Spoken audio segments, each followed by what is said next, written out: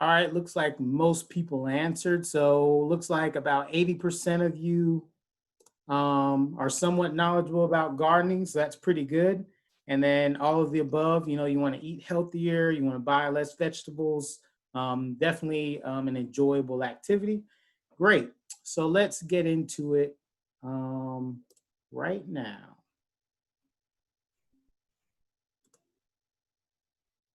So today we're gonna fall into veggie gardening, right? So right now we're in the middle of August, which is the perfect time to start thinking about what you're gonna plant in the fall, and then how you're gonna plan all of that out for this fall season.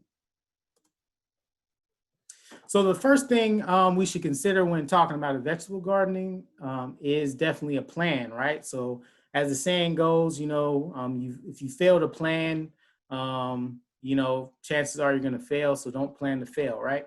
So here are a few questions for you to think about when you're starting your garden. Some people, they may be doing this by themselves, or you may be doing it with your children or your parents, or you're with your family or whatever. So just a few things you want to think about. You want to, number one, thinking about who's doing the work, right? So is it going to be just you? Or are you going to have some help with all of this? Because you got to ask this, because you don't want to plant, large 1 acre plot, but then, you don't have enough help to manage it and properly monitor it so you can get out of it what you want, right? Second thing is you want to ask, what do you like to eat? So fall vegetable gardening is different from summer gardening or warm season gardening in the spring and the summer.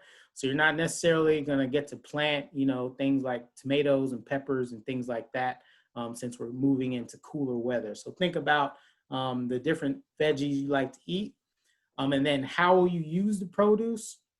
So this is going to help you determine, kind of how much you should plant. Do you plan on giving it away? Do you plan on using it to, exclusively feed yourself, your family, so you don't have to go out and buy it?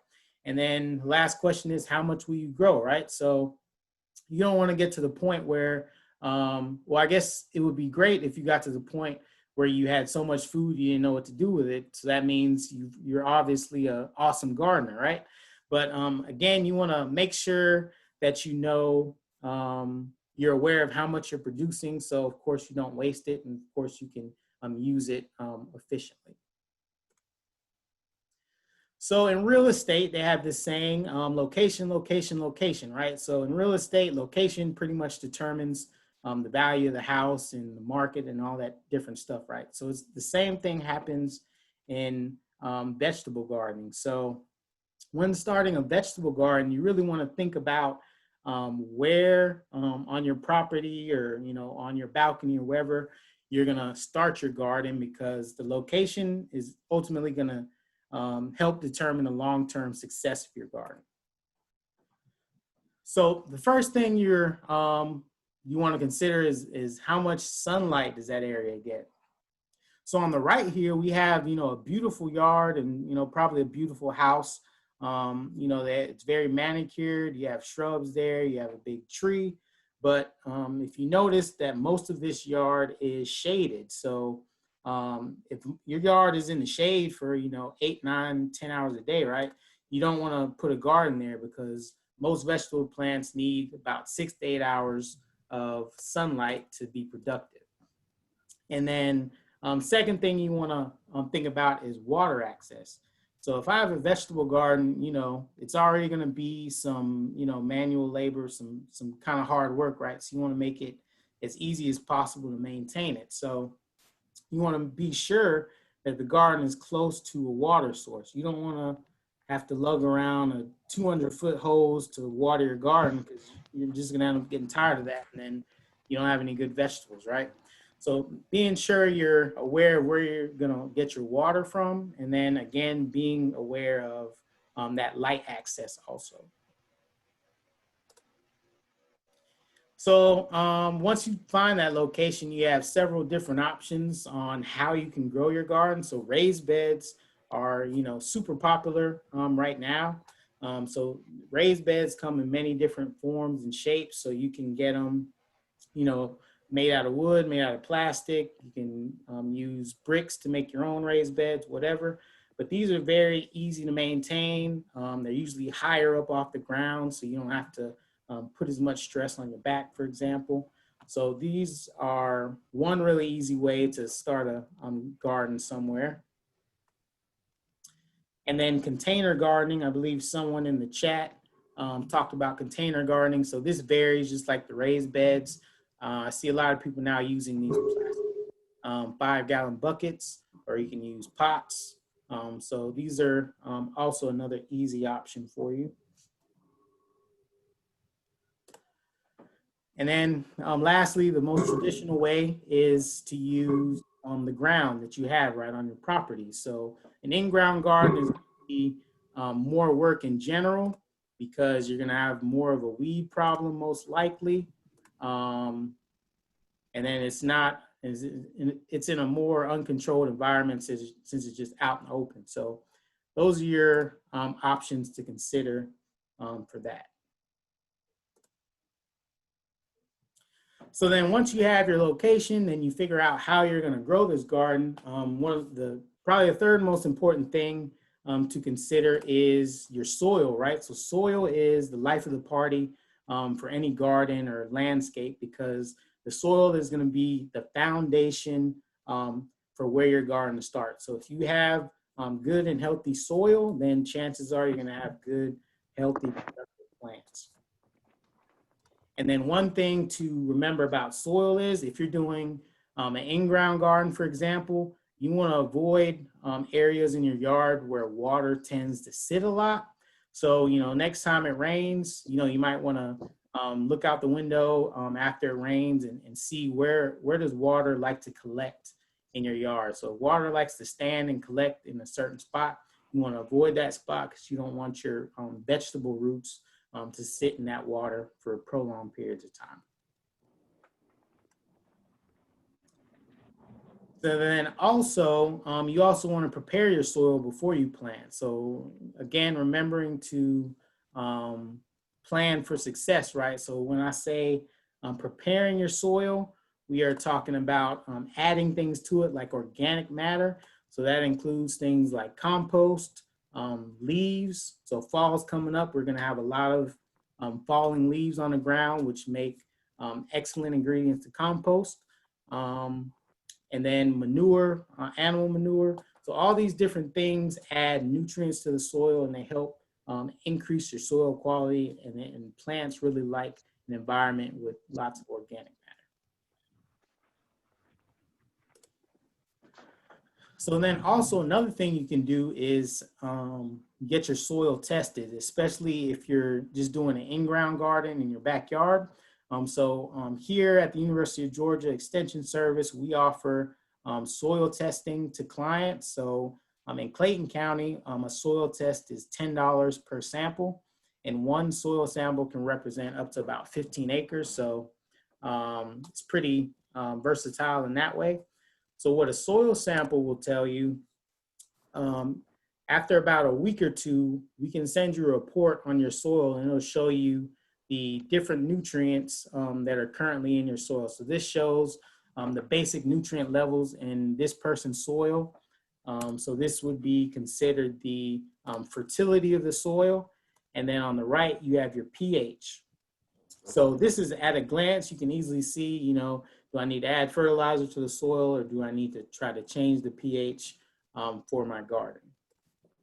So as far as fertility, you're going to get that from fertilizer. So depending on your soil test report, it'll actually tell you how much fertilizer you should add to your soil to get it to its optimum levels. So this is really just going to depend on what your report says. So in general, with fertilizer, you usually broadcast it out into the soil and water it in to help it break down quicker to incorporate it.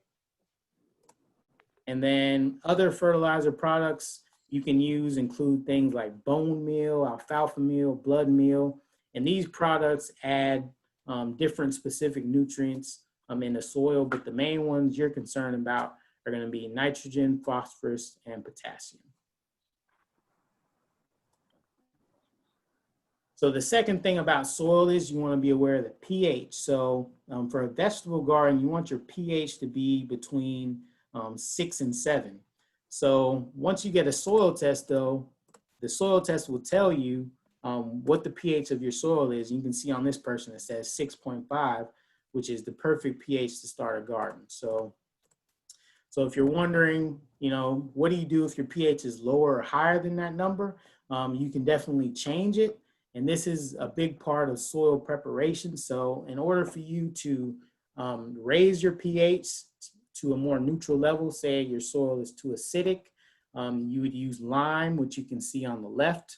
And you incorporate lime into the soil by also watering that in to help it break down. But ideally, you would want to change the pH of your soil, about 6 months in advance of planting, because it takes time for the pH to change. So you want to be aware of that. And then if you want to lower your pH, say it's too high, it's like 9 or 10 or something, you can add sulfur to lower the pH. And these items are available, at your garden store, your local garden stores. And then another thing about soil preparation is you can incorporate tillage. So this is a really easy tool you can use to help break up the soil and prepare it, especially if you have a lot of weeds or grass growing somewhere. This can help turn those weeds under and create a clear planting bed as well. So then as far as planting crops, now that we have our location right, we have our soil right, so now we can think about what we're going to plant. So if you've been to a garden store lately and you looked at the vegetables, they usually have, a fairly wide selection of veggies, right? So here's just a picture of a garden store in their nursery area. So variety is very important. Someone has their hand raised.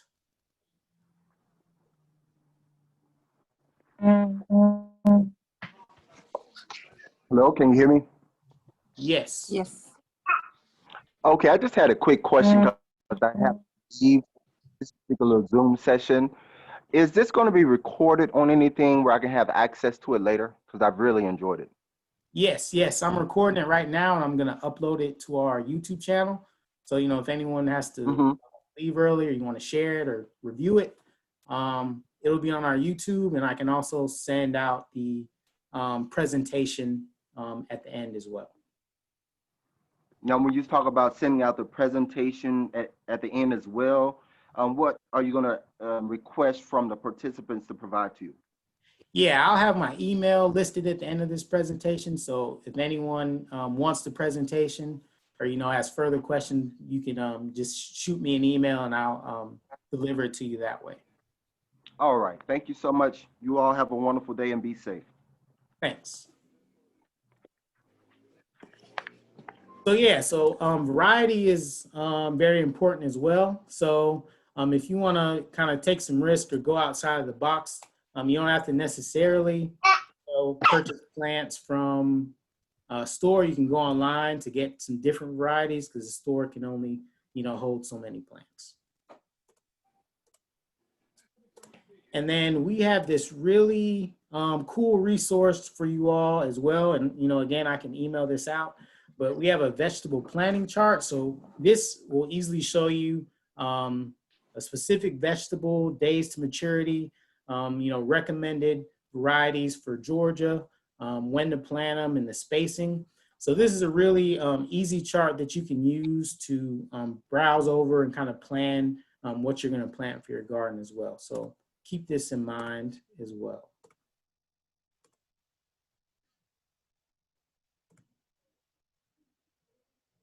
So when starting your garden, you're gonna have two options. So you can start from seed, but of course, if you use seeds, you're gonna have a slower start to your garden because you gotta wait for them to germinate and sprout and things like that. But you're definitely gonna have more variety options, right? So, for example, broccoli is a common fall vegetable crop, but there's also purple broccoli. And then as far as leafy greens, you have all types of different greens that, you know, you're not going to be able to necessarily get at your local garden store. But if you buy some seeds, you can get some different flavors, different varieties. And then, of course, seeds are going to be cheaper than buying plants as well. And then, you know, my recommended option is that you try to use transplants or young plants. So you're just going to get faster results since these plants have already partly developed. They're really easy to work with because, you know, once you purchase these, all you have to do is put them in the ground when you get home. But you're going to have less variety options at the store, and they're also going to be, of course, more expensive to purchase these. So then another important part of fall vegetable gardening is making sure you're in season, making sure you're in the right season. So on the left here, I have what you call warm season crops, you know, tomatoes, okra, watermelon, things like that. So this is the stuff that we grow, you know, in the summertime.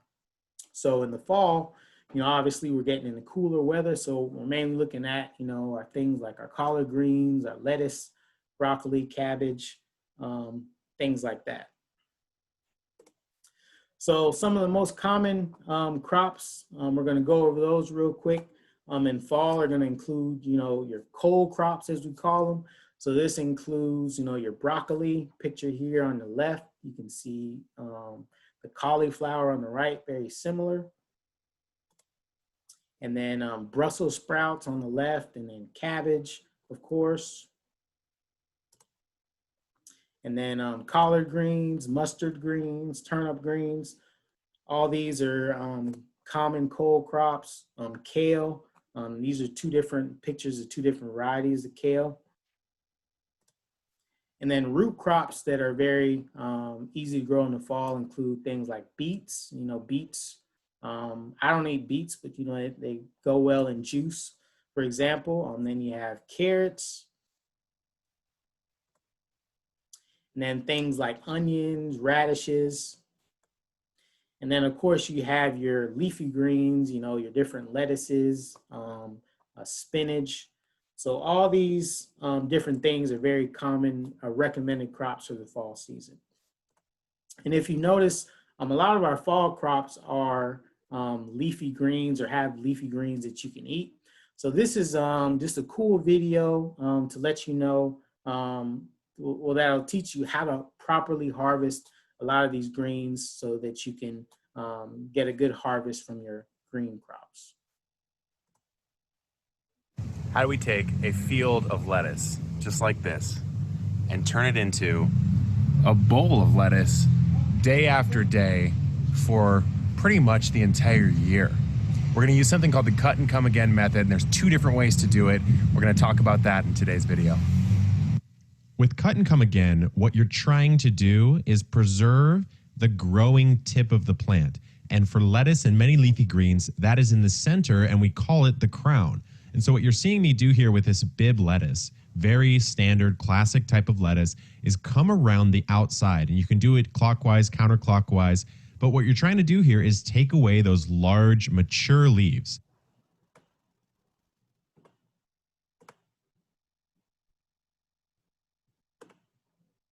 How do we take a field? Preserve the growing tip of the plant. And for lettuce and many leafy greens, that is in the center, and we call it the crown.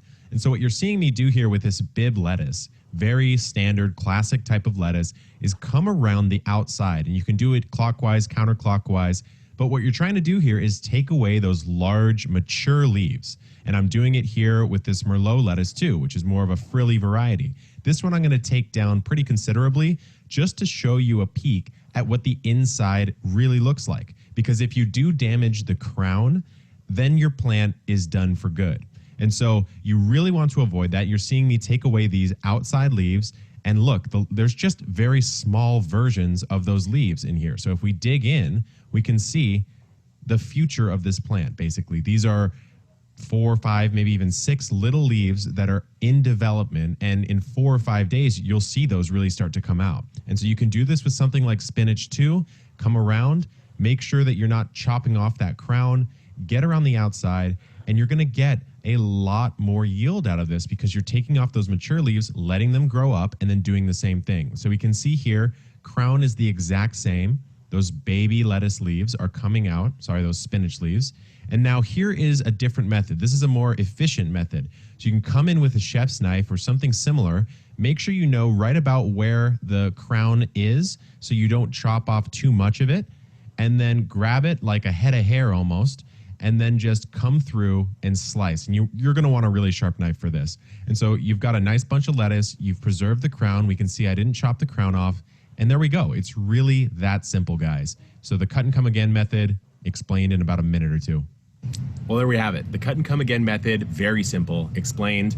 You can get bowls of lettuce day after day using this method as long as you're doing it the right way. But it does bring us to a couple questions. And the first question is, how many times can I actually cut one of these plants before it actually is just done for good? Which is a great question. So usually it really does depend on the type of plant, the type of lettuce or leafy green that you're doing.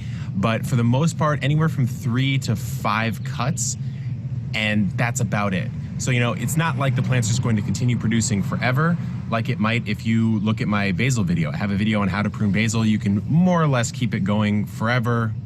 Relatively speaking, it still will die, but much later than a green. For something like, this loose leaf lettuce right here, you're gonna get 3 to 5 cuts before the quality of the leaf is going to start to degrade. It won't be this big, and it also won't taste that good.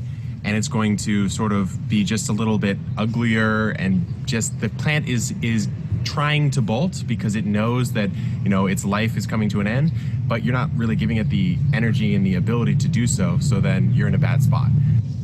So that's it. Endless supply of lettuce.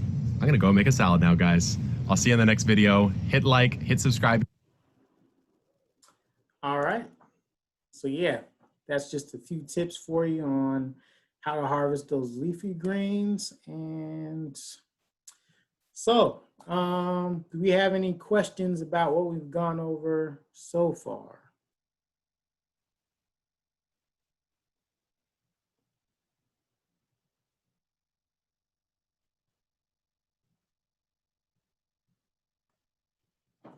Okay, someone asked, they noticed that he used straw. So when you're vegetable gardening, people often use straw or mulch. Well, they would use the straw as a mulch basically. And what the straw does, it helps conserve moisture for those vegetables, and it also helps with weed control as well. So if you would like to use straw in your garden, that would definitely benefit your plants. And someone asked what type of soil is recommended for containers. So if you're using, if you're planting vegetables in containers, doing some container gardening, you can use your regular garden soil, your compost, things like that in your containers as well.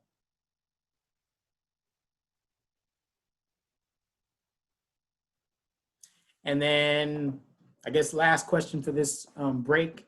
So 3 most important nutrients when you're talking about gardening are NPK, so nitrogen, phosphorus, and potassium. So those are going to be the three main nutrients that you'll see when you're trying to buy fertilizer. So we'll often show it in 3 numbers. So like 10, 10, 10 is a common fertilizer that we use for gardens. So the 10 means 10% nitrogen, 10% phosphorus, 10% potassium. All right, but yeah, I'll answer the rest of the questions at the end. But pest control. So fall vegetable gardening, we're in a cooler environment. So in general, you're going to should have less pest control problems versus growing things in the summer. So here's a cool picture that I took of a tomato that had a tomato fruit worm in it, and it kind of made like a face in the tomato, right? So pest control is going to be one of the probably biggest challenges that you'll face in fall vegetable gardening, because we like veggies, but so do plenty of things out there. So the first rule of pest control is identification, right? You got to know who's guilty. So sometimes people will call me or email me and they'll say, this thingamajig, whatchamacallit, with red teeth and a beard, and it was huge. It's eating up my tomatoes. What should I spray? So, what I always tell them is, you got to send me a picture, right? So, if I don't know what specifically the pest is, then I can't recommend what you should do about it. And if you don't know what specific pest is damaging your garden, then, you shouldn't know what to do about it either, because if you just buy any product or use any method for the pest, it may not be labeled for that pest, and ultimately it may not work. So when we're talking about pest control, we always want to make sure that we find out what it is, and that's one of the services that I offer to our citizens at the Extension Office. That if you have a pest in your garden or your landscape, you can send me a picture, or you can bring in a sample of it, and I'll help you figure out what it is and what exactly you can do about it. So keep that in mind.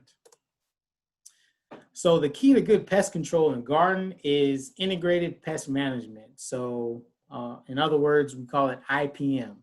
So think about it, how you think about, pest management in your home, right? So on this picture here, we have a picture of, a sink full of dirty dishes, right? So can anyone tell me, if the kitchen continues to look like this, what type of pest problems do you think this person's gonna have? And you can unmute yourselves, or you can use the chat. Roaches. Yep. Gonna have some roach friends hanging with us, right? Mice. Yep, some mice. So why would roaches and mice be, attracted to this? You're providing a food source for them. Yep. So you're providing a good environment for them, right? So yeah, so if someone, if your friend or family member or whoever called you and said, man, I have a really bad roach problem or whatever, and you went to their house and you saw this, the first thing we would all say is, well, you got to clean this up, right? So that's the same thing with veggie garden. So the first rule of IPM is prevention. So it's easier to prevent problems versus fixing a problem. And then you have your second mode of control is mechanical, then cultural, then biological. And then notice that chemical control is the last step of IPM. So if you have a pest problem, your last resort should be to use chemicals. It should not be your first go-to decision. So we're gonna go over all these different ways we can do it. So prevention, right? So if you're going to the garden store, hopefully after this presentation and start your garden, you're gonna, be browsing the plants, right? So you're gonna be looking at, the cabbage plants, the broccoli, whatever. So before you put that plant in your cart or in your basket, you wanna make sure that you inspect that plant to see if it has an existing pest problem. So you wanna make sure that you're bringing home a healthy plant. The leaves are green and healthy. There's no, eggs or bugs under the leaves. There's no yellowing leaves. There's no black spots on the plant. So this is your first line of defense, because if you buy, a bunch of plants, but they already have a pest problem, then you've just brought it home to your garden, and now you have to scramble to figure out what to do, right? So that's the first thing. Second thing is scouting. So this is why I said, when you're trying to figure out where to put your garden, you want to make sure that it's in an easy place where you can not only water it, but where you can definitely keep an eye on it easily. So my garden that I have is, right beside my back door. So one step outside, I'm in my garden. So it's easy for me to scout it, meaning you're searching for signs of pests. So that includes looking from a top-down approach. How's the garden look at a glance? Looking under the leaves, looking at the stems, looking near the soil line, just looking at those plants to see, are there any holes? Are there discoloration? You notice, little insects on them or eggs. So by scouting constantly, preferably every day, if you do find something, then, you can send it to me, and then I can help you figure out, what sign, what is that sign telling you about the type of pest that's about to attack that plant. Because if you just start a garden and then you wait, 3 weeks later to check on it again, by that time, the pest could have, taken out those plants already. So that's the second thing. And then watering. So this first picture here is someone watering their greens with a overhead sprayer. So how many of you water your plants like this?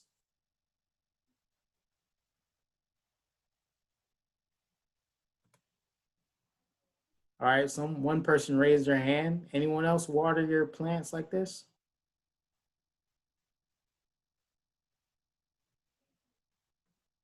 All right. So yeah, so I know this is really easy to do, really easy on your back. You can just grab your hose and start showering your plants with water. So what this actually does is it helps create the perfect environment for different diseases to develop on your plants. So when you have your veggie garden, you want to make sure that the leaves stay dry as much as possible. Now, obviously, when it rains, I'm not saying, run out there to cover up your plants, right? That's not practical. But what you can do as your garden manager is you want to make sure your leaves stay dry as much as possible. Because if leaves are constantly wet, especially if you like water them at nighttime and then they're just wet throughout the whole night, and that opens them up to a lot of different fungal diseases that can damage the plants. So what's recommended is actually drip irrigation or soaker hoses. So that's on the right here. So what this does is it targets the water to the root zone where the plants really need the water. So when you're watering them like this, then you avoid wetting those leaves and causing problems down the road. And then harvesting on time. So this is a picture of, I think this was a collard green plant, but you notice there's tomatoes around this plant. So this was taken in summer. So this collard green was probably planted in early spring, and it was just left there. And you can see how deteriorated the foliage is, probably from a caterpillar pest. So by leaving plants out in your garden longer than they should be, that can also create an environment for different pests to develop and attack your other plants. So make sure when a plant is done producing that you make sure you pull it up and dispose of it. And then plant spacing. So this is kind of connected to the watering piece we just talked about. So this is a jungle of tomatoes. So these tomatoes were planted way too closely. You can see that you start to see some disease in there. So if plants are, right on top of each other, their foliage is real close together and touching. If one of those plants starts to develop a disease or a pest problem, it's really easy for that pest to spread throughout the whole area, right? Since everything is so close. And then, since everything is so close. And then it also helps, was also a bad situation for ventilation. So air can't easily move through this to help those leaves dry when it does rain. So here's a picture of tomatoes in a more neat fashion. So you can actually see at least they have space in between the rows. So just keep in mind when you're planting your different veggies that you use that chart I talked about to make sure they have enough space to develop and grow. So weed control, right? So who likes to get rid of weeds? Does anyone enjoy getting rid of weeds in the garden or in your grass or whatever?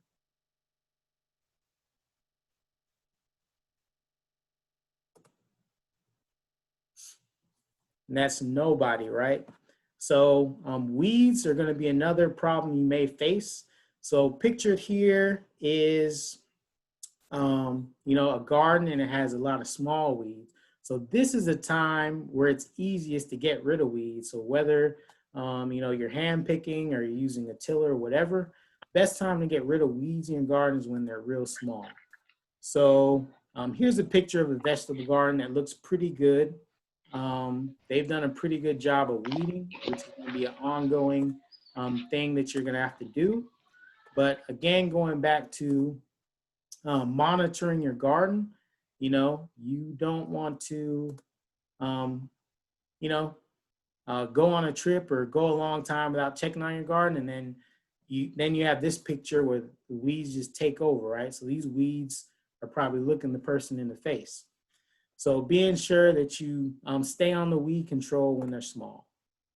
And then, of course, weed control, the easiest thing to do is hand pull, mowing, depending on how bad it is, and then mulching, how we talked about the straw. Mulch is going to be one of your best friends with gardening, because what the mulch does, it basically just blocks out the sunlight in the bare areas of the garden, and that prevents, you know, weeds from growing in that area.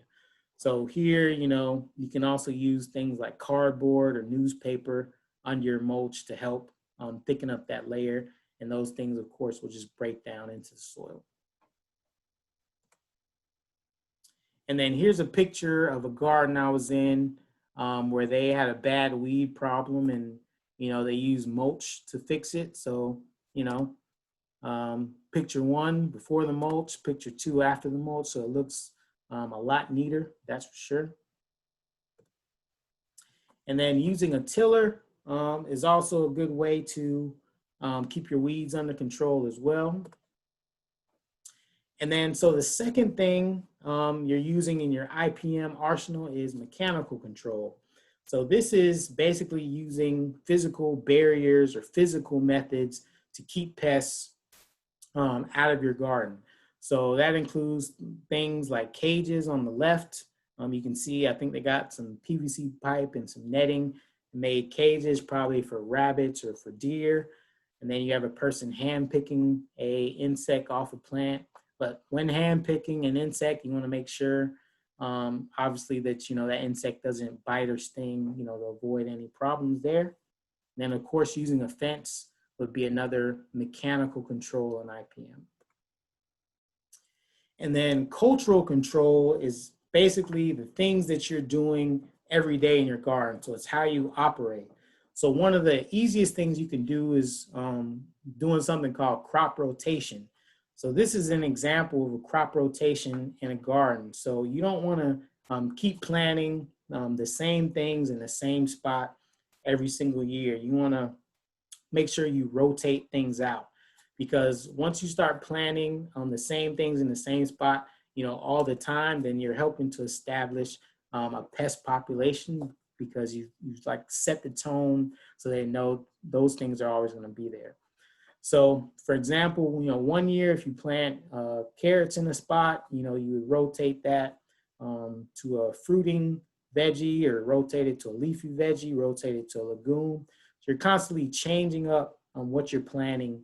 It's like a circle almost. And then adding some color. So we're getting into cooler weather, but also there's a lot of different flowers that will last and bloom until it starts getting really cold. So adding color to your garden is very important, because things like flowers, for example, help attract beneficial bugs to your garden that are going to help with pest control. So that includes, you know, things like bees, pollinators, other beneficial insects that help. So my personal favorites for adding color to your garden include cosmos and zinnias. So these are awesome flowers that you can plant and easily find, that you can plant, you know, in late spring, early summer, and they'll bloom during that time. But these flowers also bloom until first frost, or until about mid-November. So you can enjoy these for a very long time in your garden as well. And then cone flowers and black-eyed Susans are also great flowers that you can use to add some color to your fall garden. And then asters are a really popular, beautiful flower that you can use as well.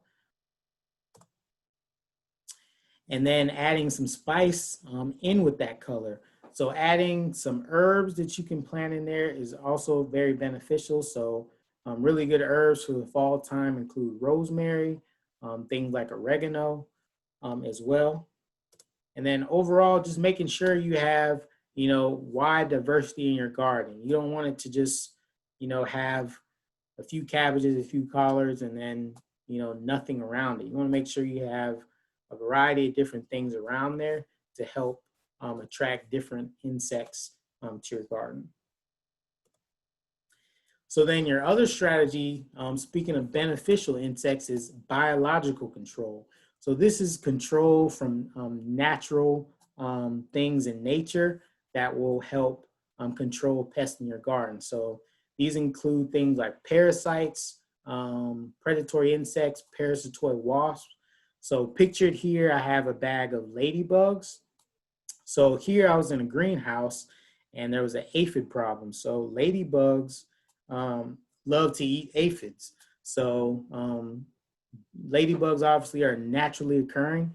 So if you have a lot of ladybugs around, or if you've attracted a lot of ladybugs to the area, they really like to eat harmful pests to your garden like aphids.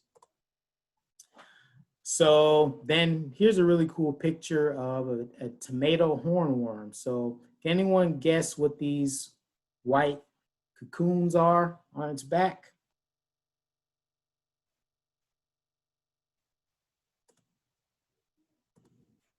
Is it eggs? Yep. So I call them nature's bundles of joy, right? So these white eggs right here, actually the eggs of parasitoid wasps. So the tomato hornworm is a very common pest on the tomato. So what they do, they like to eat the leaves and stems and all that stuff. So there's a naturally occurring wasp that's very small that will find these hornworms and deposit these eggs on its back. So over time, these baby wasps are going to develop, and they're eventually going to end up eating this hornworm alive, essentially, and killing it. And they're going to continue the process on more hornworms.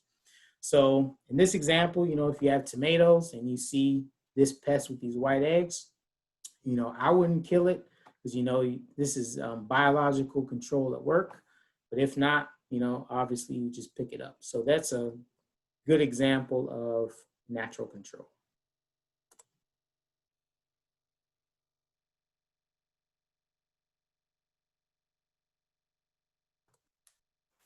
So then your last resort is chemical control. So once you've gone steps 1 through 4, basically, and then it's just gotten to the point where the pests are too significant, then you would break out your recommended chemicals. So here's a few chemicals that we recommend for certain things: spinosad, insecticidal soap, neem oil. And these are considered organic pesticides and very common to use in the vegetable garden. But the thing about using chemicals is, all because a chemical or a pesticide is organic or natural, doesn't mean, you don't have to be cautious about it because it's still a pesticide. So right now, we live in this society where we're constantly, scrolling, on our phones, especially, we're not necessarily reading. So on a pesticide label, you want to make sure you're not scrolling. So if you're buying a pesticide for your garden, you want to make sure that you read the entire label before you use that product. And oftentimes on pesticides, it'll say, directions for use, as we see here. And if you use that pesticide outside of those directions, then, technically you're breaking the law. So reading the label is very important because you find out, how to use that product effectively, how to use it safely, what pest does it kill. So speaking of that, so mothballs, our example, are a very popular pest control that I hear a lot about. So oftentimes people use them for snakes or bugs or whatever, roaches. But mothballs, if you read the label, are labeled to kill, moths, eggs, and larvae in airtight containers and storage closets, etc. So nowhere on that label is it going to say, spread it out around your house because you have snakes. Because number one, that's not going to work. And then number two, since you're using it off label, then you're breaking the law. So please keep that in mind when you're using different chemicals for pest control. So no to the mothballs in the garden.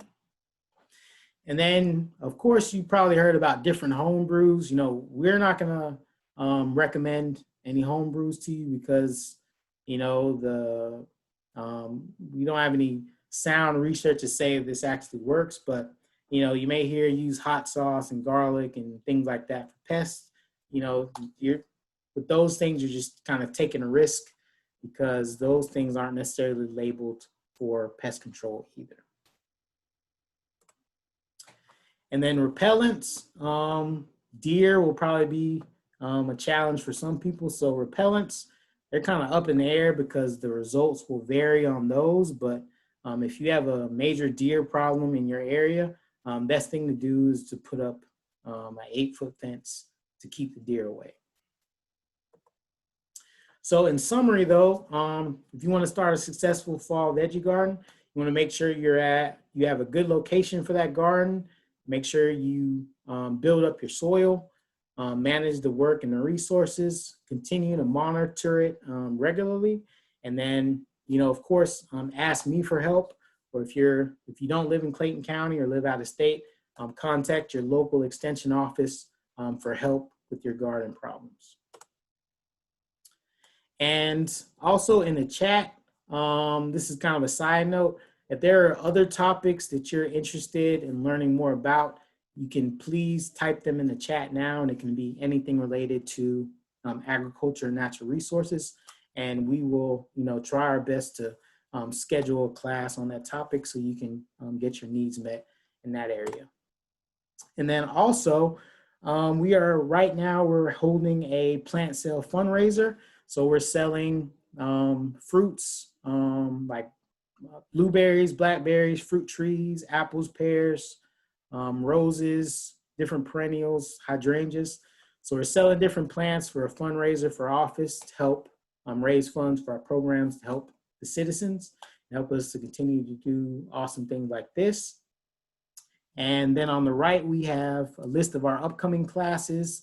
We're talking about container gardening, pruning, lawn management, and all these different classes you can sign up for using the link at the bottom of this slide. So that's at Eventbrite. So other than that, thank you all for your time. And if you have any questions, you can email me or you can give me a call and leave me a message. And I can definitely take some questions right now as well.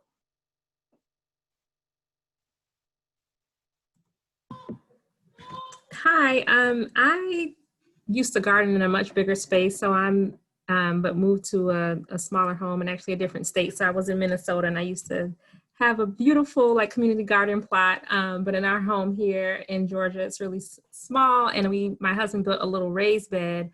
But my collards have not grown as big as they used to, and not even within the smaller space. I was hoping that they'd at least get like half the size.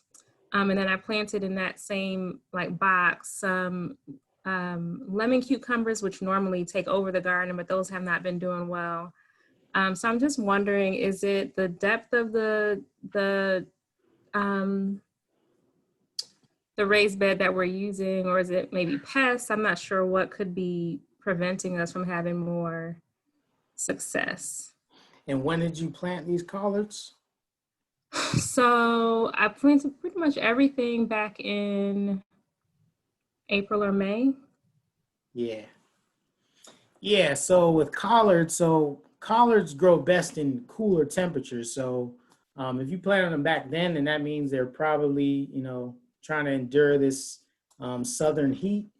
So typically, we're planting those in early spring or right now in the fall. So I'm going to say, the heat probably had something to do with the stunted growth. And then also, I don't know if did you all add any fertilizer to the soil at all or get a soil test? We did not do a soil test, which is one thing I will probably do. But we did add fertilizer, yes. What type of fertilizer was it? Oh, that's a good question. I'm not sure. All right, but The name of yeah, the brand. I would I get can a email soil you. test. Yeah, yeah, yeah. Send me an email, and we'll I'll let you know how we can provide a soil test for you. But yeah, I'd say one of the biggest things is probably the heat. Probably stunted the growth. If I had to guess, and then we can look at the soil test to see about the pH and fertility as well. But best time to plant those is in the cooler months in Georgia for sure. And do you have a link to that chart you were showing earlier that has the things that grow well in Georgia for the fall? And was that Yeah, chart for seedlings or transplants? yeah, so the days to maturity was for seeds, but if you have transplants, of course, you're just kind of ahead of the game as well. But typically, for most of this stuff, it's going to take about 2 to 3 months for it to yield um, veggies that you can eat. But let me see. I can actually pull up the chart here. So, extension. Yeah, so if you go to Bing or Google or whatever, you can do UGA extension vegetable planting chart, and it should be the first one to come up. So then you can see it right here with all that. Or I could also, if you send me an email, I can just email you the PDF as well. Okay, thank you. All right.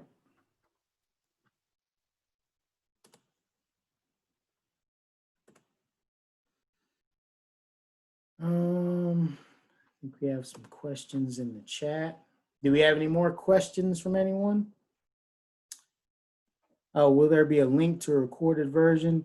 So for the recording of this, you can email me directly, and I can then email you the MP4 file, or I'm going to upload it to our UGA Extension Clayton County YouTube channel, and you can view it on there. But if you want the direct video file, just send me an email so I can send it directly to you. And yep, so my contact information is right here on this last slide. Yeah, so if anyone needs that. And again, if anyone wants the presentation, I can send that directly to you as well if you send me an email.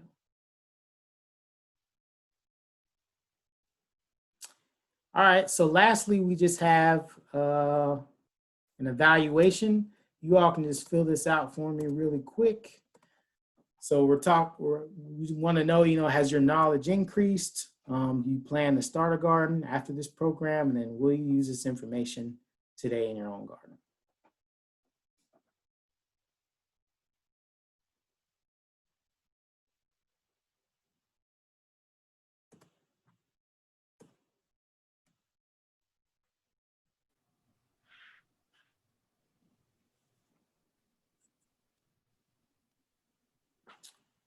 But yeah, if we have no more questions, I really appreciate you all tuning in.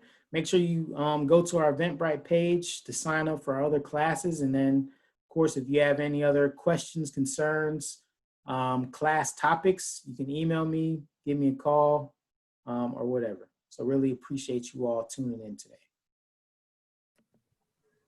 Can you go back to the slide that has the website for the plant sale, please? Yep.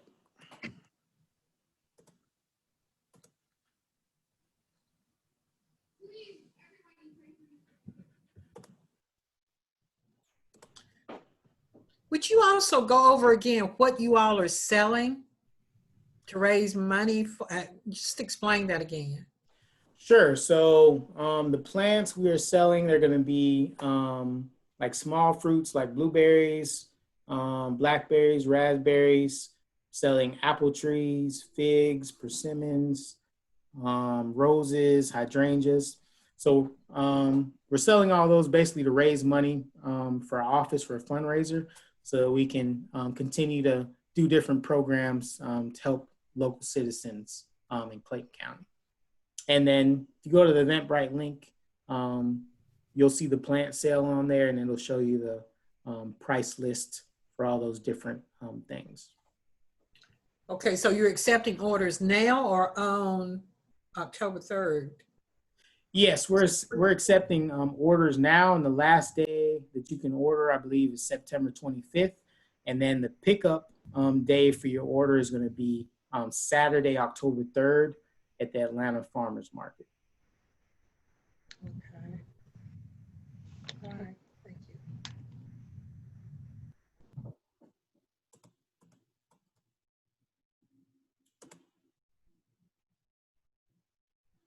No, we cannot ship the plants. You would have to pick them up at the farmers market, unfortunately.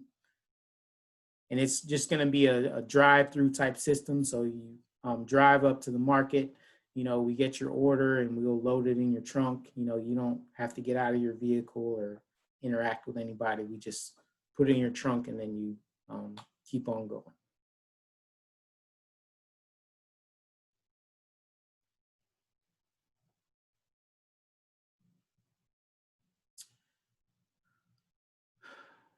Well, all right. Hope everyone has a good evening. Hope to see you on a future program.